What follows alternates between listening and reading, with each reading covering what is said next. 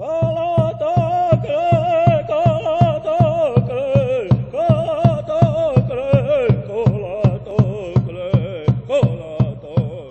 I come to worry about, and I think what everybody's thinking about, are kind of those next generations that come, that seventh generation, thinking 7 generations ahead. What sort of quality of life will they have in this world? This is a time of prophecy. We are in the time of prophecy. It's not coming. Just as we are in global warming, it is here now. It will intensify, it will accelerate. We're the ones that experience global change first. We're the ones that should be listened to in terms of the impact that commercial and industrial development have on our climate. Apadatia, creator of all. We gotta respect her. The world must become environmentally literate. Time is nearing an end. Time is running out. The game for us that we're not in is survival or extinction. Climate change is a very critical issue, and it's all about indigenous people and our homelands. The common theme that seems to resonate in the village is that aweklan kusa. In other words, the earth is drying up. Awetelin Sitta Kusa, Mother Earth is drying up. One of the things that greatly concerns me is the dying of our mother. She's past that point to being sick. What are we going to do about that? That's a scary thought. De todo ser vivo está en crisis este momento. We are in crisis. De todo ser viviente. All living things. Las rocas, the rock, las plantas, el aire, winds, el agua, waters, está en crisis este crisis. momento. Y obviamente el ser humano también está en crisis. And we, as human beings, too, crisis. ¿Cómo salir de la crisis? How shall we come out of the crisis? People would never ever use those terms like 500 years ago. Climate change, global warming. That would have been nonsense, you know? But here we are. And the indigenous people are sitting around now having to talk about climate change. And what does it really mean? Now on climate change, do we have skins in the game? Yeah, we've got a few skins in the game. We've got people in the game, but we don't have a team. We haven't pulled a team together. We need a team to play this game. The odds are against us. We represent Indians, 1% of the population.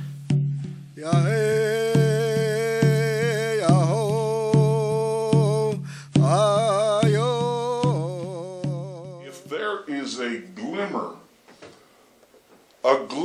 of true insight that maybe we indigenous folks have to share, perhaps it's expressed through the language, the international, ubiquitous, timeless language of art.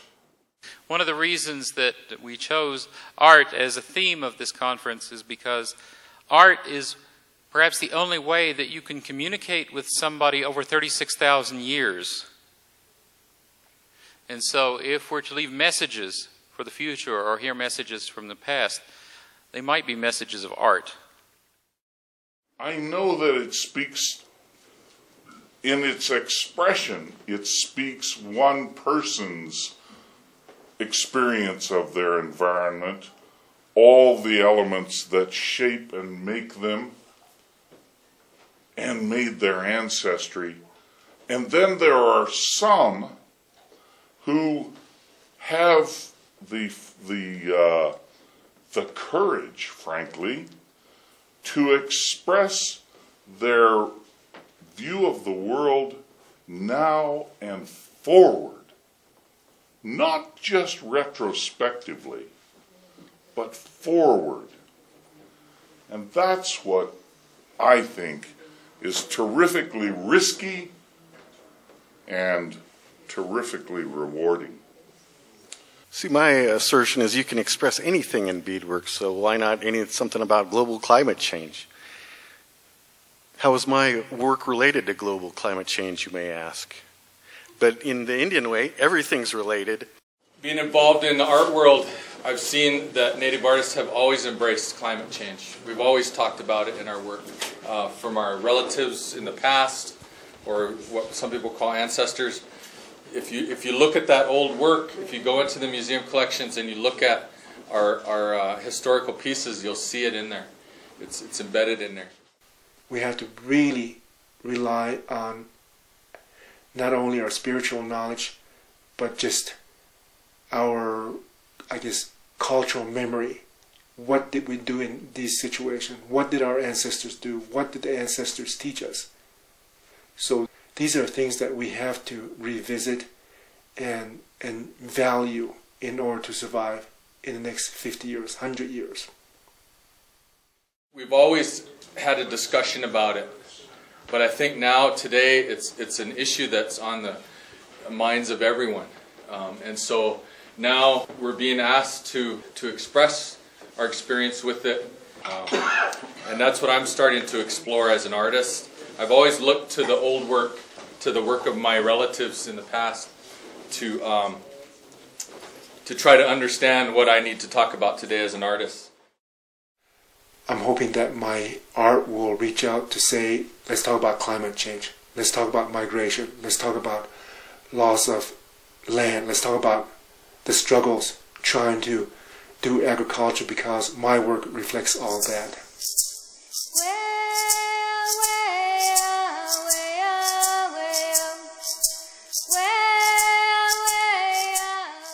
Traditions are always but one generation removed from extinction.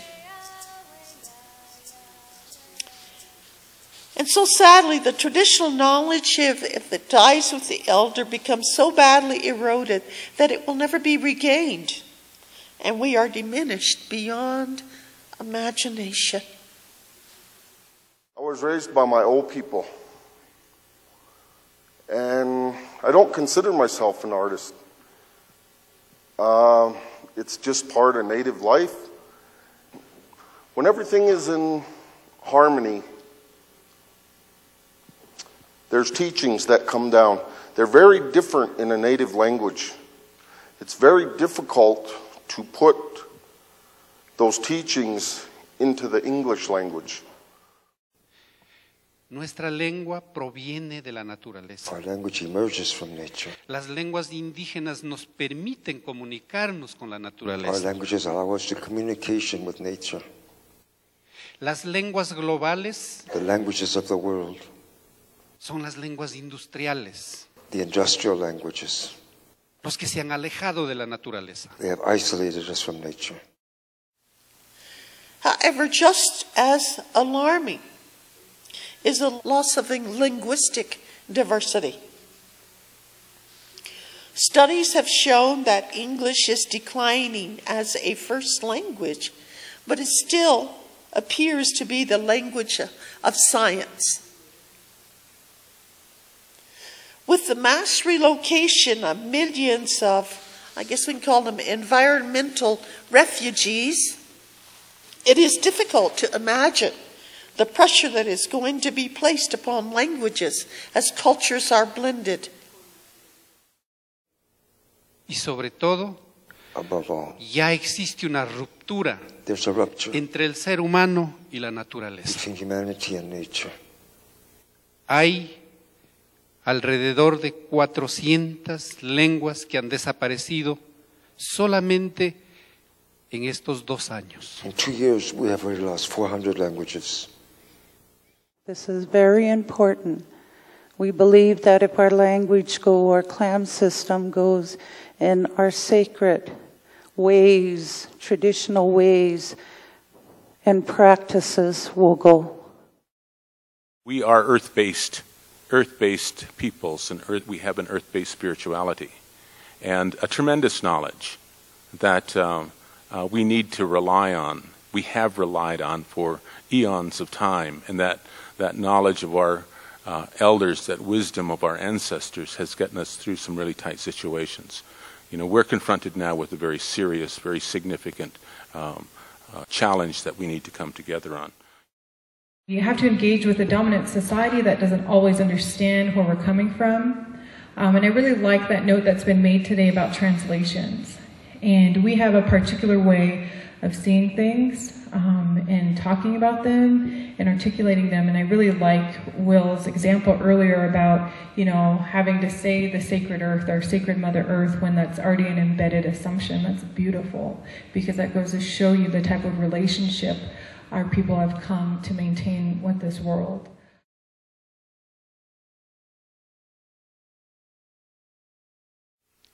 As the science, that we work with science and scientists on this issue, and they said, it's over.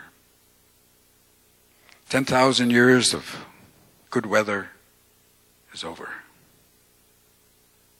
Jim Hansen, NASA scientist, 10,000 years of good weather is over. A change is here. We're just going to see it coming faster and faster. So we have to prepare. And don't be waiting for the federal government to help you. Do it yourself. Isn't it ironic that from day to day and week to week we have all of these tornadoes that cross the United States and the floods? We know, we Indians know, that Mother Earth is speaking to us, crying out, asking for help. My home is disappearing. There is no longer enough ice for me to hunt upon. It is melting. It's going away. I thrive on the seal. I hunt on the ice for the seal, the walrus. The ice is getting further out. I cannot swim that far. I am a strong swimmer, but I cannot swim that far. The global warming. They ripped something up there. And now the more heat's coming in. And that gal that was doing her polar bear thing, we're starting to witness that. Earth axis is changing all over. A lot of the winters that I saw when I was young, it's not around anymore. It's shifted. Everything's shifting. And just like they're saying, everything's moving fast. Because that's what it is. Creator put us, all of us here, said, take care of this one. Well, we know that there are predictions of more intense storms, such as hurricanes. We've already experienced Katrina. What more? We know that climate change is also causing the extinction of plant and animal species and the loss of biodiversity. Any people around the world, they know the ecological biodiversity of their traditional territories. It's ingrained in their stories. It's ingrained in their traditional land use, land knowledge, land values, and their land activities. All these things are connected to the land. That is the value of tribal and thinking, is because it draws that link. Is if we see some of these cool season plant communities go more into the mountain areas and to public lands, especially national parks, we're not really allowed to go up and collect in these areas. So that brings us back to the legal issues. How do we deal with those? How do we start preparing those battles now if that's the places that we're going to have to go and collect plants for food, for medicine, for ceremony? How are we going to hunt in these areas if that becomes the habitat of the white-tailed deer and a lot of the animals that now are on the river bottoms out on the plains? So those adaptations, those legal battles, we have to be thinking about them basically yesterday. How do we form those teams to battle them today and get those legalities in place for the future? Especially noticeable is the characteristics of wood that has taken place in the past few years as far as the drought, the global warming, and the ability to use the woods in a traditional way. Some of the things that we've also seen is that the wood's ability to just sustain itself after cutting is in some cases less than a year. When the sap starts running, and in our cosmology, the maple is the leader of all trees. And when the maple sap starts running, we have a ceremony for all the trees in the world, those that we know and those that we don't. We do our best to give thanks to all of them and their work and what they do. And then when the sap stops, then we have another ceremony, closes it down. And we just finished that. And I might remind you that the sap start running almost a month ahead of time this year. Almost a whole month ahead of time. This year we experienced an Onondaga and open winter, which I have never experienced in my 29 years. Oh, maybe a little older. Yeah, it's change. Change is here. And it's going to accelerate. It's compound action. It's going to come faster. This wood here appears in our creation stories very prominently. Some people will call it red birch. Some people will call it black birch. But as you can see, like all woods, there's growth rings. In those growth rings, you can tell what's going on in the environment. The last 5 to 7 growth rings of the trees here in Blackfeet country and in Glacier Park have changed significantly. The wood is a lot weaker. The wood does not last more than a month or two after harvesting it. And also, it's not reaching maturity. Sometimes the wood here is also starting to bloom and green in off seasons, and then the wood then becomes subject to freezing, and it's killing a lot of the native species of wood that we have available to us. So along those lines, you're ending up with animals without a habitat, and you're ending up also, when that happens, is the animals that prey on those animals that use the woods for habitat are now starting to disappear.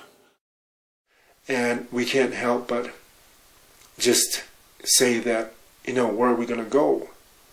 When an area resources were depleted, we would just move on to the next site and we would just follow this cycle. But now we can't migrate. And so now we have to say, we have to sit down and address policy. We have to sit down and create community